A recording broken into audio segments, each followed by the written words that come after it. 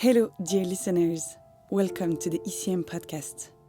I'm Caroline Fontanieu, and I'm very happy to host this series that will take you behind the scenes of new music on ECM Records. In this new episode, I'm meeting with New York legend Fred Hersch to talk about his first ECM solo album, Silent Listening. Fred talks about the close collaboration with Manfred Eicher on the production, the serendipity of life, and how special this album is to him. I heard you saying that an album has to tell a story. What is the story behind Silent Listening? I think that especially these days, when you make an album or make some kind of musical statement, it sort of needs to have a reason for being. I have a large catalog of work going back, probably close to 40 years. So whenever I do a new project, I feel like it has to have some reason or add something to the body of work that I've already created.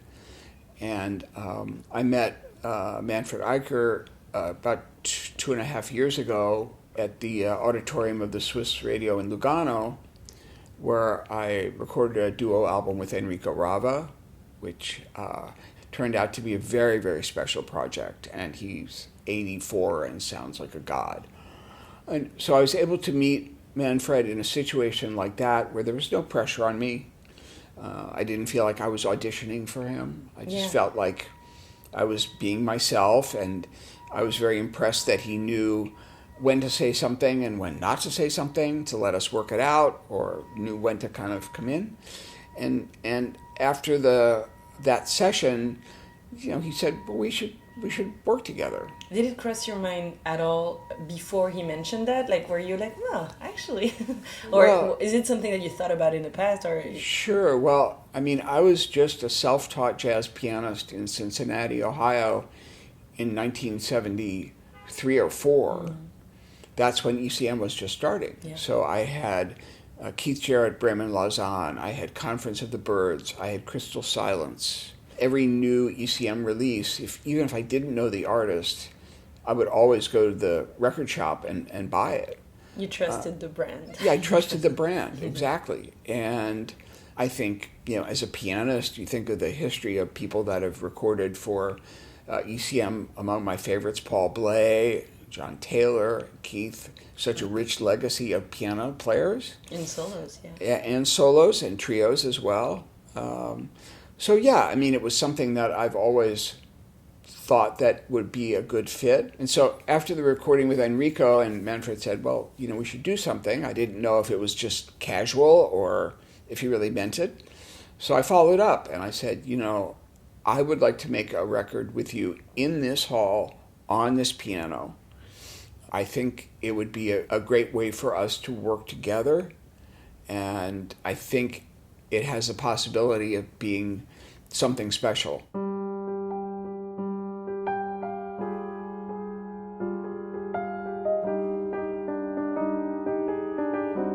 Did you mention a solo, or I said solo, and a lot of my solo albums have been somewhat repertoire driven, a playlist. Or focused on a particular composer sometimes. A number of them have been live, what I call accidental recordings. I remember a really good one from the Bim House in Amsterdam where I played a great show and they just handed me the CD afterwards, or one from Flagey in Brussels. Mm-hmm. Or I've had a lot of accidental albums that I didn't really know were being recorded. But once again, I went into the album with a playlist of things that I thought I might want to do. I also came in with some what I call little send-offs, maybe 4, 6, 8 bars of something with some motives and some color and a vibe that I thought might be a springboard for some what I call spontaneous composition. Mm-hmm. I'd say half of the pieces on the album are with that character. They might be slightly structured or just completely spontaneous, but they might have a little bit of material to just get the thing going. I'm also a visual art fan, and I'm a particular admirer of the paintings and work and sculpture and everything of Robert Rauschenberg. I have this huge monograph of his work, and before I went to Lugano, I just looked through his book and I wrote down about 20 different titles of works. He's got great titles. And so some of these spontaneous pieces, Manfred and I would just look down the list of these titles and just say, oh, it sounds like Night Tide Light. Or this word after it was played. After it was played, or Aeon. That's kind of interesting. And there were a number of tunes on the record that were not on my playlist that just kind of came up. It just felt like, okay, this sounds interesting. And I'll do it. There were a couple of other tunes that were on the playlist that I never got a take I liked. And at a certain point, I said to Manfred, is this useful to keep doing this? He said, no, maybe save it for another project. You know, you seem frustrated and let's move on.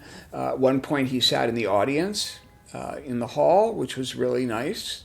Give me somebody to play too. But at this point in my life, I'm 68 plus. I'm really not interested in recording in studios with headphones. I'm more interested in live recording or recording in a space like this beautiful hall in Lugano. Did you know it before, this hall? No, I mean, I knew of it. It's kind of legendary hall. It's Marta Argerish's favorite hall, and her teacher, Arturo Benedetti Michelangeli, recorded there. It's just perfect. And it's gorgeous. Perfect. Yeah. Gorgeous. Manfred is very comfortable there. He makes a lot of records there. Yeah. And I knew the piano. Yeah, that was my other question. When you came in for the duo recording, did you pick the piano? Because I know they have a collection and then you just like try them on and pick. Mm-hmm. But so you picked the piano in the first, and you knew you wanted to record on it again. Yeah, there were two, an older one and a newer one, and I selected the newer one. Right. And yeah, it's a beautiful instrument. Of course, the sound is pristine, as one would expect from an ECM recording. But I also think it's not so pristine that the emotion doesn't come through. Yeah. I mean, there's, you know, I think you can really hear the different colors in my playing. That's something that I really focus on is sound and color, and not just fast and loud. Or it's got to have the feeling and it's got to tell a story. Yeah. Something that I've noticed a trend, maybe, at least for me, but in jazz recordings for many, many years, the standard jazz record was 10 tracks and 60 minutes, thereabouts. Right. The record with Enrico is 43 minutes. This is a little less than 50 minutes, which is great because now LPs have come back, and you just cut it in half and you have an LP, so you don't have to get rid of tracks. Mm-hmm. But I think if you present a 45-minute project, there's at least some bit of more likelihood that people may listen to it straight through. And I think with this record particularly, it's more than the sum of the parts. It's more than each individual part. I think the way the pieces go together and the way the sequencing evolves makes it very cinematic. I think there's a lot of surprise and also places where it's a very smooth segue from one track to another, and in other places where it's like immediately you change the channel to a different world, but it doesn't feel forced. No, it's really a story. And I also want to say particularly that the title Silent, Comma, Listening, the comma is really important. Mm-hmm. It's a little snippet of something that I came with, that I brought with me to the session. And once again, it's some little motives and just not too structured and no chord sequence. It's just something to play off of. And immediately after we recorded the album, I said, I think this is the title. So that was the title of a track, like or of just a little something for an improvisation, and then it felt right for the album title. Because I think the album, it's a very patient album. It's a collaborative album. I think being in that space allowed me to play with more space and not force anything, and to just really be attuned to everything as it unfolded. And not that I haven't done that on other albums, but I think it's also an intriguing title. But if it's silent listening, that sounds kind of funny because, you know, like, what are you listening to? So I'm hoping that people will understand that there's a pause between them. But we were in complete agreement, like, this is the title. We were in complete agreement as this is the sequence. Yeah, I was going to ask, that was a collaborative... Yeah, we did it right there. Just like when I did the record with Enrico Rava, and I said, I think the title of the album is The Song Is You. And it was like, of course. You know, there just really was no hesitation. Everything was very obvious.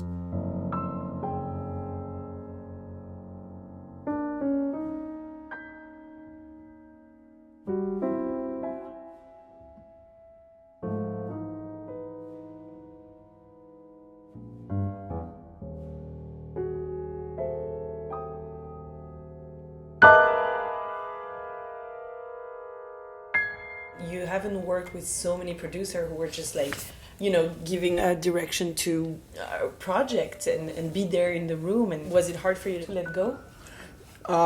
No, I don't think so. I mean, I have always been more or less a self-producer. Once in a while, I've had a second set of ears in the control room just to help out, but I wouldn't feel like I've turned over the production to somebody. I mean, I've always done my own mixing and mastering and sequencing and, you know, all the things, hiring the musicians and arranging and doing everything myself. Control, then it's really hard to let go. Right.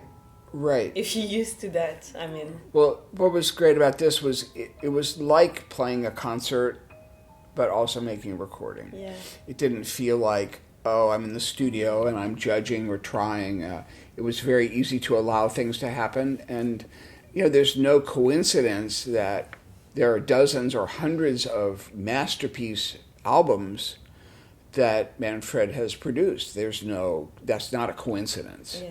His vision and also the way that he supports and allows the artist to really go for their best. And so going in, I knew that I was going to not come in and be controlling and say, this is what I'm going to play. I had some ideas, but I was really very flexible to and open to all the beautiful and unexpected things that came without thinking about what they are or anything, just doing them and then seeing what happens. So that's, you know, that goes back to the title. I was just going to say that because when I hear you telling me the story of the vibe with Manfred Eicher in the studio, it's almost like silent coma listening is describing the producer who was in the room with you. Mm-hmm. Manfred was silent listening. Right. And, you know, when we listened to playbacks together, it was so great to see him, first of all, enjoying the music so much. He was really happy, but also, I mean, he was really listening and he was in like every phrase. You know, he wasn't just phoning it in. He was so like happy and surprised and just in it. In the same way that I am when I play it. It's a kind of a mirror. You know, knowing that he felt as strongly about it as I did was really important, and he was in a really just happy place, and I was in a very open place, and so that's really why it happened the way that it did.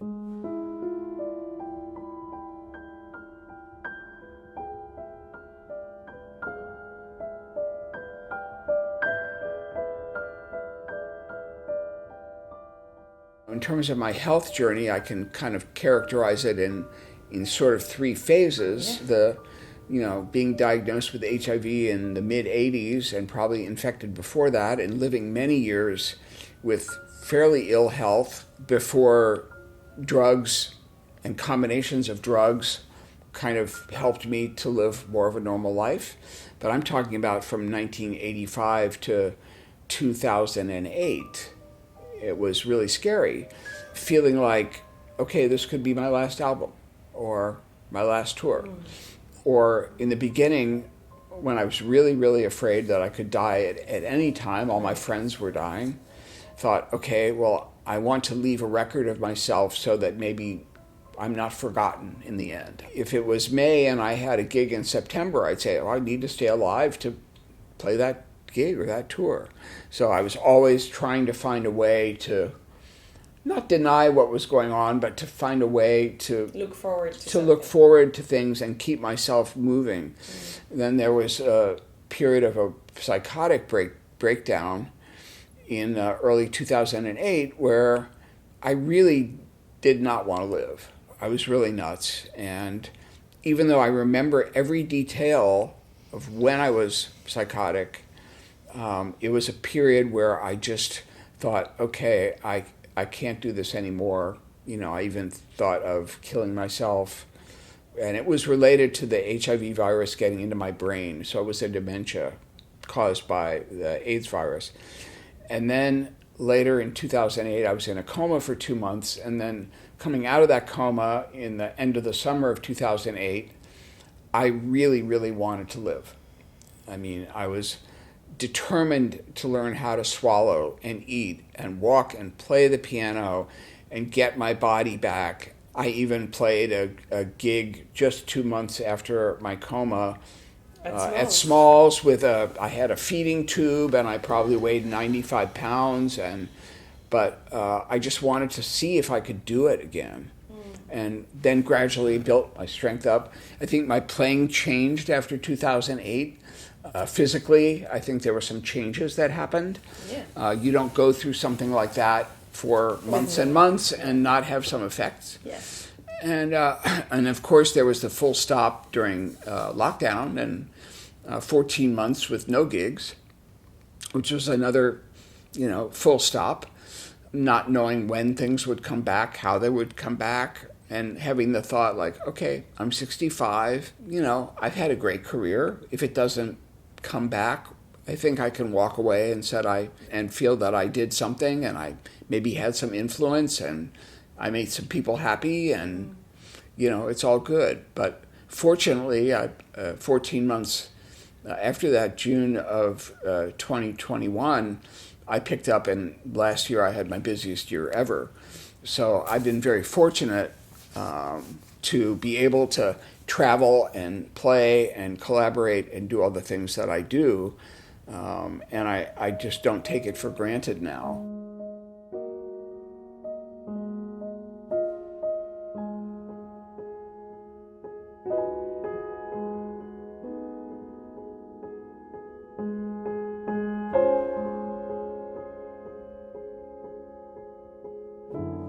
I never want to feel like the ego is there, like, oh, I'm, an international jazz star, I mean, I'm a musician who's finding his way. And as I get older, the musical tools that I work with have changed.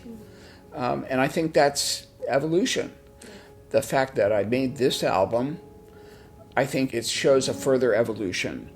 And, at a reasonably advanced age, to feel like there's still things that you can do that are moving forward, that are adding to a legacy that maybe you've created, that's really all you can wish for, really. Also, it's a beautiful hug to 1985 Fred. Like, that was the whole thing.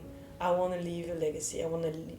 Whatever happens tomorrow, I want today to be somewhere, to exist somewhere for some other people's years. Not that it's a full circle, because we're not there yet. Right. I want 30 more years of you, but there's also something that is really beautiful, loving gift to your younger self. Mm-hmm. And I think it's beautiful. We're talking about 1985 Fred. You recorded your first album. And on this album, there was Star-Crossed Lovers. And you're playing it, you're opening Silent Listening with it in 2024. How the relationship to this track has evolved? Well, I was very privileged when I moved to New York. I've lived in New York since 1977, so that's 47 years. Mm-hmm. The first 5, 6, 8 years of my life, there was a wonderful club called Bradley's, which featured every week piano and bass duos and the greatest pianists of the day, Tommy Flanagan, Hank Jones, Roland Hanna, John Hicks, Joanne Brackeen. I mean, university between 10th and 11th Street. And it was really like grad school. It was like just a great hangout. And sometimes at 4 a.m, they'd shut the doors and we'd carry on until dawn. So I learned that song, Star-Crossed Lovers, from both Tommy Flanagan and Jimmy Rolls. They showed me the tune, and I learned it, and I did put it on my first trio album, Horizons.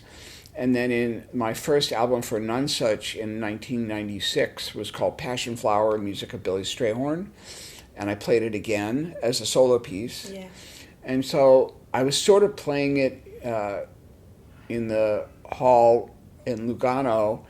I just played it. I don't know why, but I felt like playing it. You know, I didn't really do a whole lot with it. I just sort of let the song be the song. And Manfred said, wow, I really loved the way that you play that. And originally we thought we would put it at the very end of the album. This is the only change we made. And then he said, I think it really kind of invites you in to the album. It opens the door, and then the second track is a real departure. You know, it's like, okay, here you are, and now we're going to take you somewhere else. And it was not intentional that I recorded it. It was just something I felt at the moment like playing. Just like Softly as in a Morning Sunrise, I had no idea I'd play that. The Winter of My Discontent, I thought I might play that. The Wind, no idea that I was going to play that.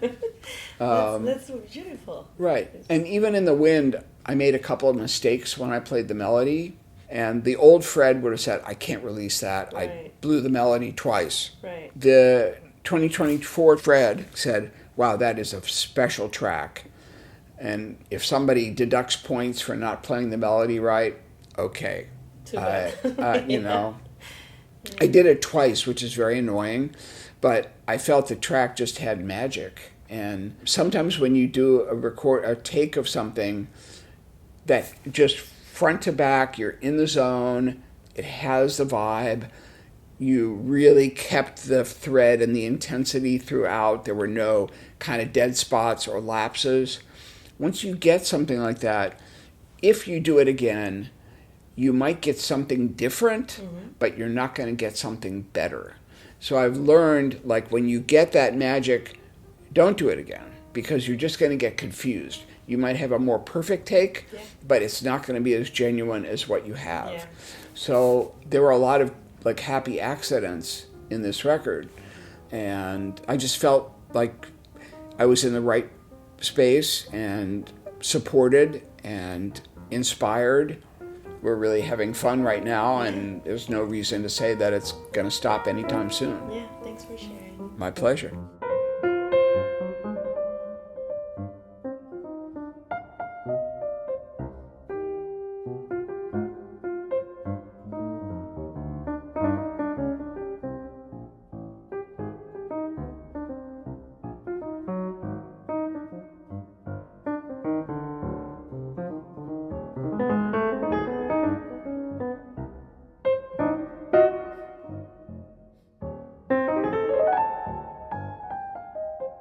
Fred Hersch about his new ECM record, Silent Listening. Thank you for joining, choosing, and listening to our ECM podcast. I'm Caroline Fontagneux, and I look forward to sharing more music with you in the next episode.